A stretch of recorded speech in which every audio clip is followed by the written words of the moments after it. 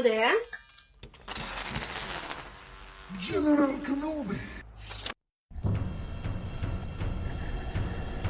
Olá você, seja muito bem-vinda, muito bem-vindo a mais um episódio de Qual é dos Podcasts.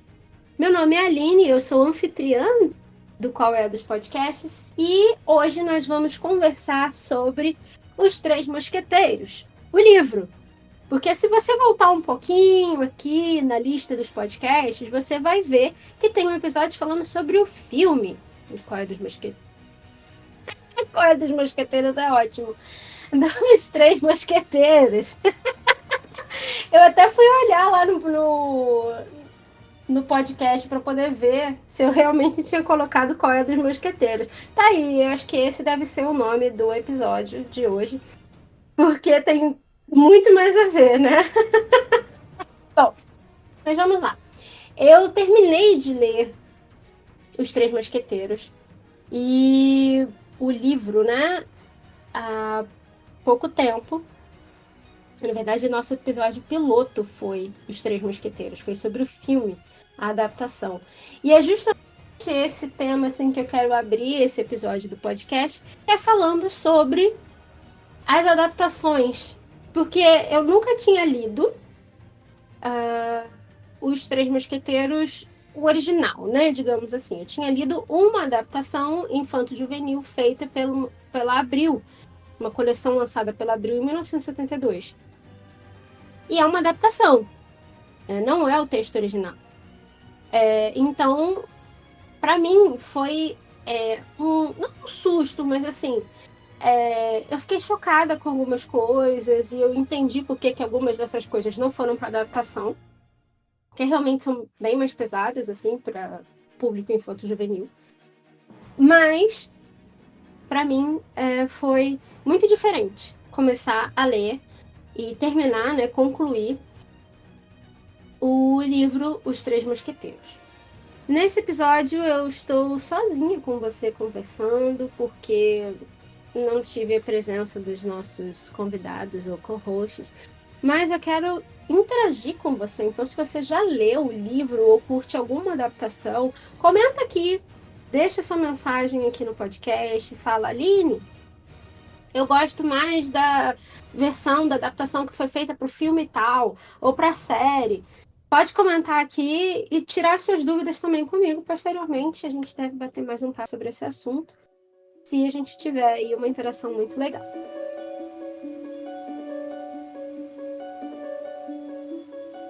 Para começar, eu quero trazer a pergunta que todo mundo faz. Por que são três mosqueteiros se na verdade são quatro?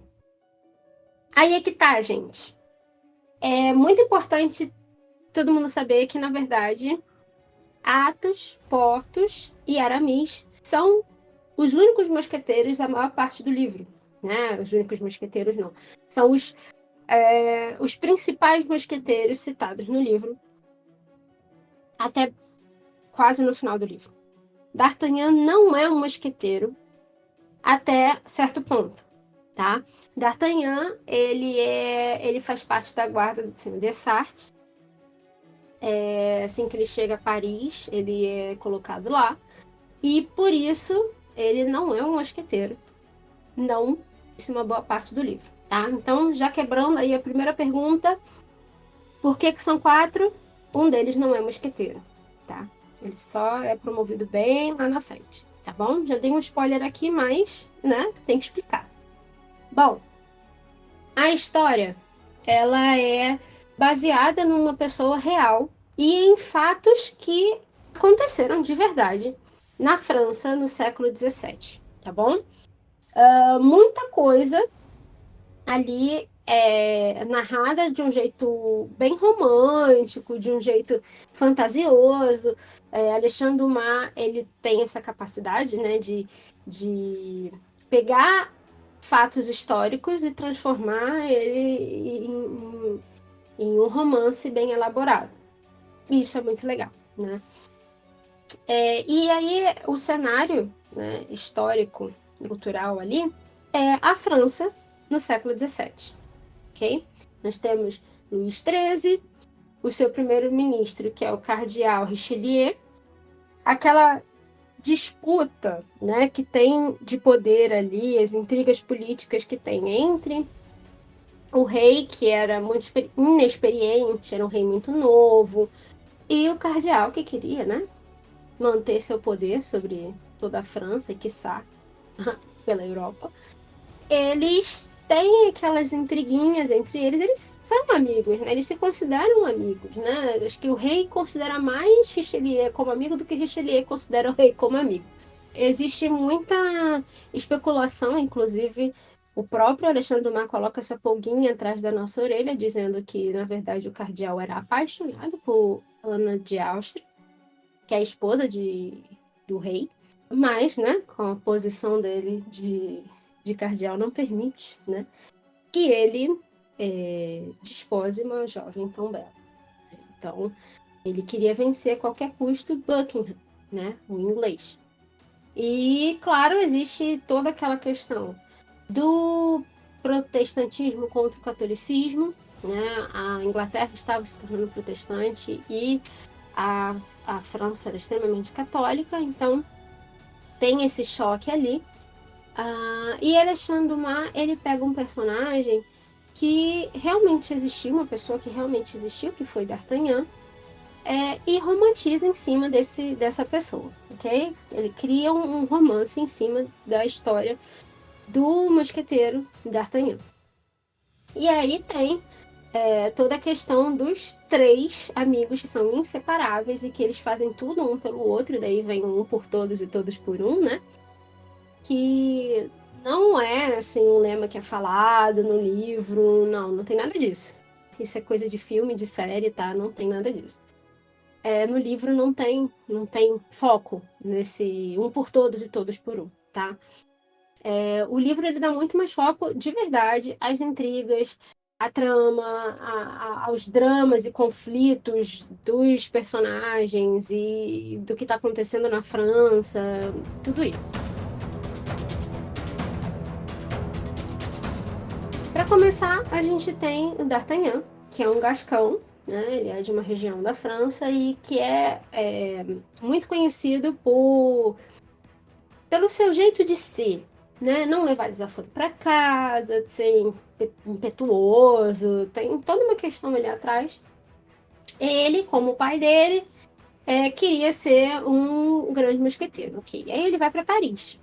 E algumas coisas acontecem, né, no caminho até Paris, e por causa disso ele já chega em Paris brigando com todo mundo, já querendo discutir com todo mundo. E quando ele conhece os três mosqueteiros, separadamente, ele conhece Athos, Porthos e Aramis. D'Artagnan chama os três separadamente para um duelo e eles são testemunhas, acabam sendo as testemunhas uns dos outros para esse duelo. E D'Artagnan, ele acaba conhecendo esse grupo e nisso que eles estão juntos, eles acabam tendo sérios problemas com a guarda do cardeal. Então ali já começa aquela ideia de que na França você precisa ser ou cardinalista ou a favor do rei, né? Existe essa bipolaridade dentro do reino da França, né? Que é bem parecido com, né, qualquer semelhança, mera coincidência com o que está acontecendo hoje em vários países, inclusive no Brasil. Mas já começa essa tramóia, né, a falar dessa tramóia toda que tem ali entre os cardinalistas e aqueles que são a favor do rei. A guarda do cardeal está sempre brigando com os mosqueteiros, apesar de ninguém querer falar sobre esse assunto, ser sempre abafado. Os mosqueteiros estão sempre derrotando os guardas do cardeal, o que deixa ele muito furioso, porque seria mais uma prova de que ele não está à altura do rei, de que apesar de ser basicamente a influência dele, que tudo acontece na França, o rei continua superior, por causa da sua própria guarda. Então, esse tipo de intriga é muito comum, principalmente no começo do livro, até metade do livro. E aí, quando começam a ter algumas atividades específicas, né, algumas missões específicas para D'Artagnan, coisas que D'Artagnan quer porque ele se apaixona por Constance Bonacieux, que é a esposa do seu senhorio. A Constance, ela trabalha para a rainha, Ana de Áustria. E ali é que começa a ser tecido mesmo a grande intriga do negócio, né? O grande drama ali que D'Artagnan vai viver. E que ele leva os seus amigos, que se tornam seus melhores amigos. Eles agem como se fossem verdadeiros irmãos.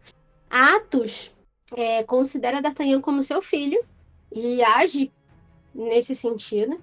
Mas eles começam a trabalhar juntos em determinadas ações por causa desse romance que D'Artagnan tem com Constance. E aí muita coisa acontece, né? Tem a questão que é muito comum nos filmes, né? Eles colocam muito isso no filme, o colar que é roubado e aí eles têm que buscar para devolver para a rainha, porque o rei exige, sob influência do cardeal, o rei exige que a rainha esteja usando o colar que ele deu para ela, mas que ela entregou para Buckingham. Então, assim, essa parte da história é a que é mais comum nas adaptações. Por isso que eu tô contando, né? Porque é uma parte da história que todas as adaptações, praticamente, já colocaram, né, nos seus roteiros. Claro que eu gosto muito da adaptação, aquela que tem Orlando Bloom, que eu gosto pra caramba. Mas ela não tem nada a ver com o livro, tá, gente? É assim, é bem diferente, tá? Acho que eu até hoje não vi nenhuma adaptação que esteja realmente muito fiel ao livro. Esse filme, né, que eu contei no nosso episódio piloto aqui do podcast, eu não assisti a segunda parte, tá? Que minha mãe falou, não quero ver nunca mais esse filme, e eu acabei não assistindo a segunda parte, que foi lançada no final do ano. Mas ele tava querendo fazer semelhança ao livro, mas ele não tava 100% não. Ainda tinha algumas coisas bem diferentes.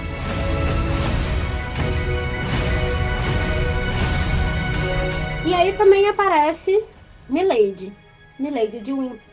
Ela é um personagem que, assim, eu fiquei com muita raiva dela, sabe? Ela dá raiva mesmo, assim. Eu acho que Dumas criou ela pra gente sentir raiva, né? E uma coisa muito interessante que me chama muita atenção é o papel das mulheres nessa história. A gente está falando da França do século XVII, né? Milady várias vezes fala que se eu fosse homem, eu poderia fazer isso, isso e isso, que ia dar certo. Mas como eu sou mulher, eu não consigo fazer. Ana de Áustria, ela aparece muitas vezes como uma mulher indefesa e também uma mulher sobre quem recai muitas desconfianças. O rei está sempre desconfiado de que ela está traindo, claro, sob influência do cardeal. Mas ela está sempre sob desconfiança do rei. Ela está sempre sob desconfiança de todos. Não só pela posição política, né? Porque afinal ela o casamento de Luís com Ana é totalmente político. Essa posição dela, tanto política como pelo fato dela ser mulher, também tem toda essa coisa de que ela precisa ser protegida e que a desconfiança sobre ela. E no caso de Constance também, ela é uma mulher muito corajosa, mas ela precisa ser salva pelo D'Artagnan. Ela precisa ser salva.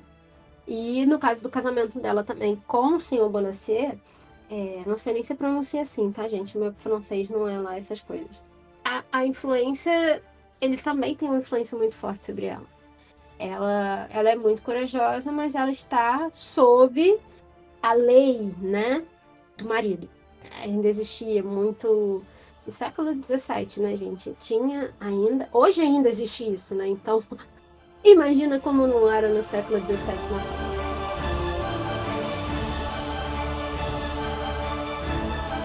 Alexandre Dumas tem algumas características muito boas, né? Essa questão de colocar o contexto histórico.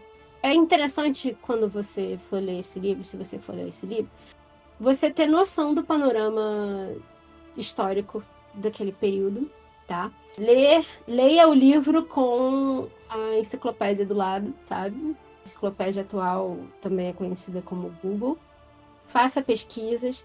E também é interessante porque fazer essa pesquisa porque a geografia da França, ela já está alterada, é claro, né, em relação ao século XVII. E é importante você saber como era, porque ele fala muito de alguns lugares. Ah, a praça tal, a rua tal, província tal. Ele vai citando vários lugares e, tipo assim, como se você soubesse do que ele está falando. Claro que esse livro, né, que nem era um livro, era... Ele escrevia para o jornal, e depois tudo foi compilado e publicado. Ele escreveu para franceses, que sabiam do que ele estava falando. Se você quer ter uma imersão legal, eu sugiro que você procure informações interessantes, né? Informações úteis, como geografia e política da França no século XVII.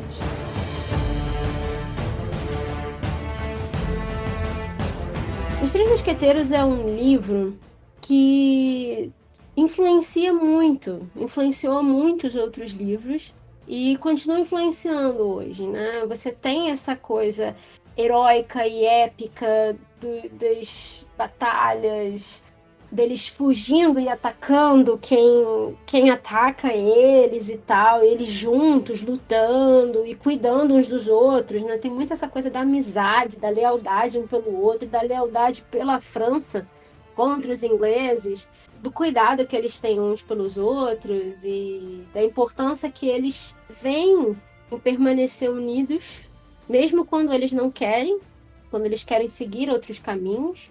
Ele também, né, o autor, Alexandre Dumas, além de toda essa imaginação das batalhas, também tem essa questão da intriga.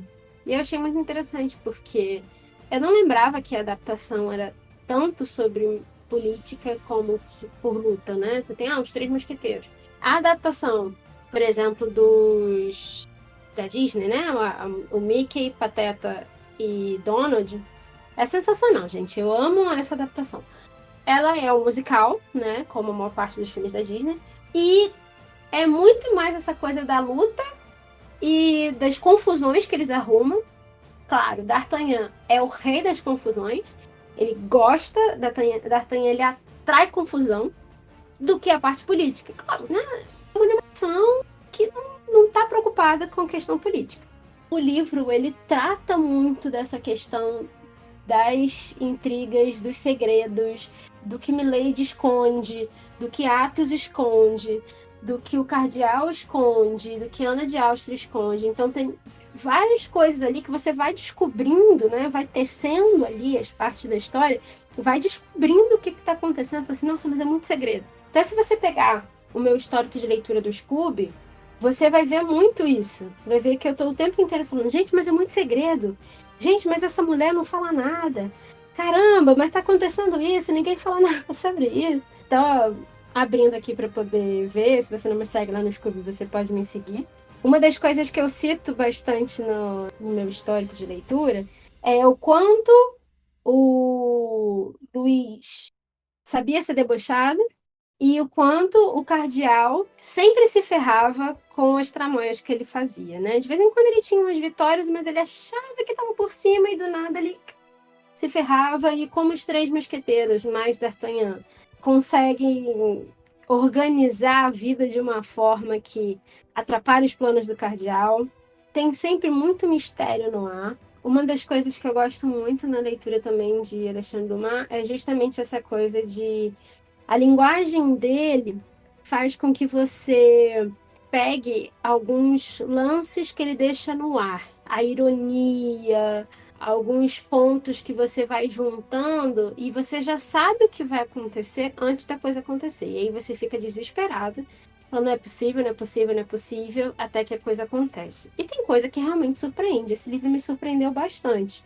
É um livro divertido, é um livro engraçado, é um livro que fala sobre amizade, sobre honra, tem romance, tem parte que é fofa, e tem toda essa coisa da intriga, da fofoca, tem muita coisa acontecendo, você fica assim, mas a Milady, desculpa o palavreado, mas a Milady é uma vaca, essa mulher é terrível, né? Os próprios personagens falam, essa mulher é um demônio, que não sei o quê. Enfim, a minha resenha no Scooby, ela fala exatamente que eu fiquei encantada e estarrecida ao mesmo tempo. Primeira vez que li a obra completa, pois tinha lido a versão infanto-juvenil da coleção Abril de 1972, já falei isso pra vocês. E fiquei pasma com o drama no final do livro. Gente, o final do livro é assim... Eu fiquei muito chocada. Eu falei, não é possível que isso aconteceu. Isso não é possível, não é possível. Eu engoli, né, as últimas páginas do livro, praticamente. Tiveram momentos muito divertidos em que eu ri de verdade, mas também momentos muito sérios e épicos em que eu me surpreendi totalmente. Do mais é brilhante em todos os aspectos: criatividade, linguagem, encadeamento da história. Para quem estava acostumado com as adaptações, amei conhecer a história original. Realmente, estou acostumada com as adaptações. E se você também está acostumado com as adaptações, eu convido você a ler. Esse livro é... Vamos lá, vamos fazer a escala aqui de dias da semana, né? Para mim, ele é uma sexta-feira à noite. Esquece o happy hour, esquece a festinha, vamos ler, porque vale mais a pena. Para mim foi isso, pelo menos. Então eu convido você a ler esse livro e convido você também a conversar comigo aqui nesse episódio, né? Deixar aqui seus comentários, falar sobre as adaptações que você gosta, que você não gosta, tirar suas dúvidas, o que você quiser saber. E também convido você a ouvir o próximo episódio. A gente espera você aqui no próximo episódio. Eu agradeço muito a sua presença aqui, me ouvindo. Muito tempo me ouvindo aqui sozinha. Um beijo, fiquem com Deus e até a próxima.